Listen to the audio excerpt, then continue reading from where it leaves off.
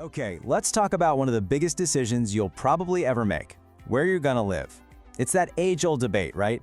The buzzing 24/7 city versus the quiet, green suburbs. But, this is about so much more than just picking a spot on a map. So, where do you stand? Are you dreaming of a sleek city apartment, or is a house in the suburbs calling your name?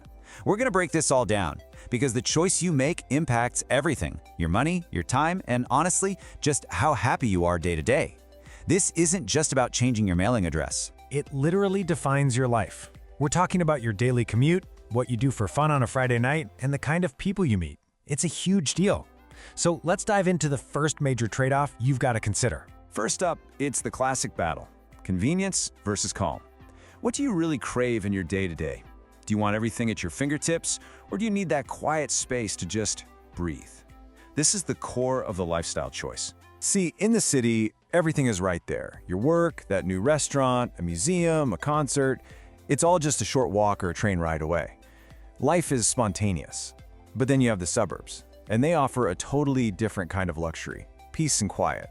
It's having a backyard, hearing birds instead of sirens, and having a real separation between the chaos of work and the calm of home. And that city convenience, it's not just a vibe. You can actually put a number on it. Studies suggest people living in cities can save, get this, 10 to 15 hours a week just by not having a long commute. Think about what you could do at that time. That's a whole extra day of life you get back every single week. Okay, next up is the space equation. Let's talk privacy versus proximity. How much room do you actually get to call your own, and how close to your neighbors? Really? So in the city, you're making a trade. You're swapping square footage for a prime location.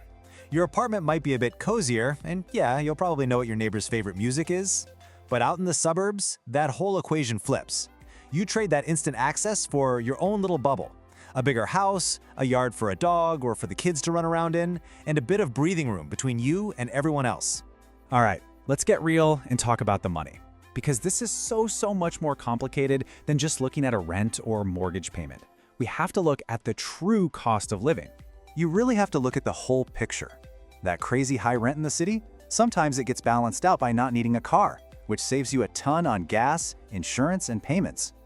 Meanwhile, that lower mortgage in the suburbs looks amazing on paper, but then you add in the hidden costs: 2 cars, repairs, lawn care, you name it. Those things can sneak up on you and add hundreds to your monthly budget. Now, numbers and data are great, but what does all this actually feel like for real people? Let's hear from some folks who are living these choices every day. This quote from Yusuf in Dubai just nails the city dilemma, doesn't it? He's got this incredible convenience. His whole life is literally within a few blocks. But he's also living with the trade-offs: the nonstop noise and not having enough space to really have friends over comfortably. And then, on the complete flip side, you have Fatima in Riyadh. She has exactly what she wants for her family: that peace, that safe garden. But that calm comes with a big price tag. She's 100% dependent on her car for, well, everything. And that's not just a pain, it's a huge constant drain on the family budget.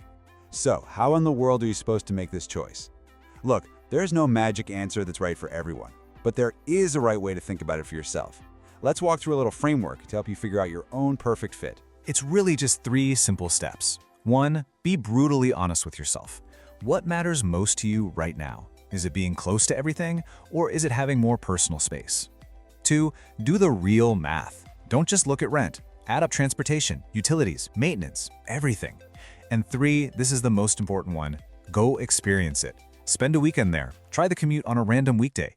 You can't make a decision this big just by looking at pictures online. Because in the end, it all comes down to this one simple question: what do you value more, time or space?